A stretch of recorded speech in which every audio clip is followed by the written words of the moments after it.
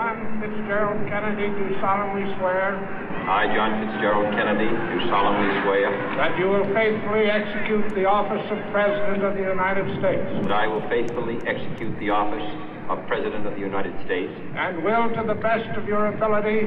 And will, to the best of my ability. Preserve, protect, and defend the Constitution of the United States. Preserve, protect, and defend the Constitution of the United States. So help you God.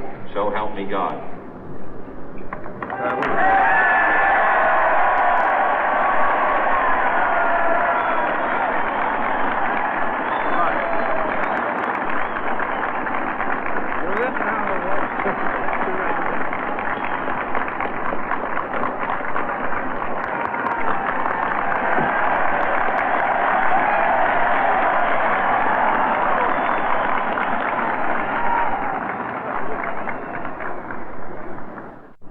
Vice President Johnson, Mr. Speaker, Mr. Chief Justice, President Eisenhower, Vice President Nixon, President Truman, Reverend clergy, fellow citizens. We observe today not a victory of party, but a celebration of freedom, symbolizing an end as well as a beginning, signifying renewal as well as change. For I have sworn before you and Almighty God the same solemn oath our forebears prescribed nearly a century and 3/4 ago. The world is very different now, for man holds in his mortal hands the power to abolish all forms of human poverty and all forms of human life. And yet the same revolutionary beliefs for which our forebears fought are still at issue around the globe. The belief that the rights of man come not from the generosity of the state, but from the hand of God. We dare not forget today that we are the heirs of that first revolution. Let the word go forth from this time and place to friend and foe alike that the torch has been passed to a new generation of Americans born in this century, tempered by war, disciplined by a hard and bitter peace, proud of our ancient heritage, and unwilling to witness or permit the slow undoing of those human rights to which this nation has always been committed and to which we are committed today at home and around the world.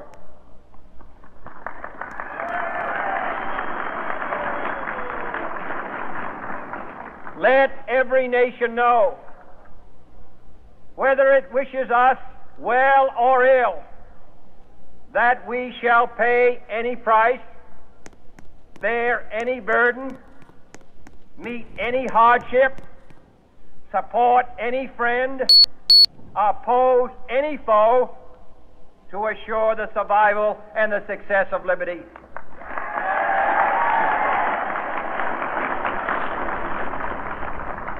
This much we pledge and more. To those old allies whose cultural and spiritual origins we share, we pledge the loyalty of faithful friends. United, there is little we cannot do in a host of cooperative ventures.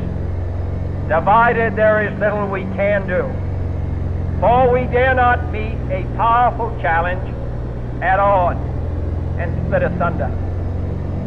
To those new states whom we welcome to the ranks of the free, we pledge our word that one form of colonial control shall not have passed away merely to be replaced by a far more iron tyranny. We shall not always expect to find them supporting our view, but we shall always hope to find them strongly supporting their own freedom, and to remember that in the past, those who foolishly sought power by riding the back of the tiger ended up inside.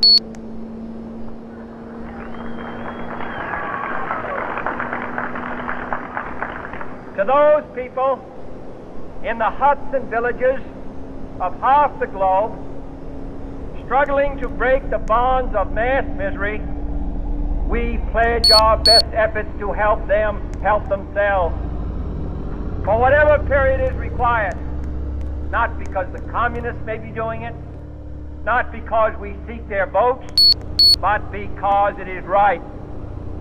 If a free society cannot help the many who are poor, it cannot save the few who are rich.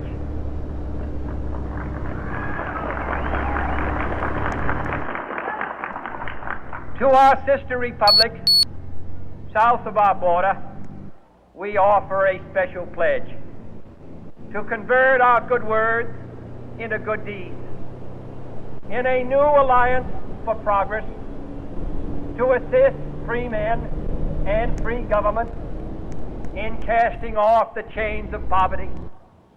But this peaceful revolution of hope cannot become the prey of hostile powers.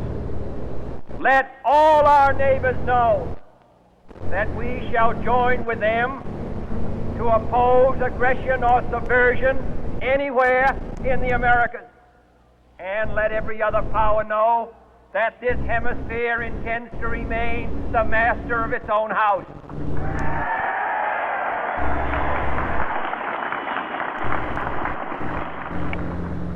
To that World Assembly of Sovereign States, the United Nations, our last best hope, in an age where the instruments of war have far outpaced the instruments of peace, we renew our pledge of support to prevent it from becoming merely a forum for invective, to strengthen its shield of the new and the weak, and to enlarge the area in which its threat may run. Finally, to those nations who would make themselves our adversary, we offer not a pledge, but a request that both sides begin anew the quest for peace. Before the dark powers of destruction, unleashed by science, engulf all humanity in planned or accidental self-destruction, we dare not tempt them with weakness, for only when our arms are sufficient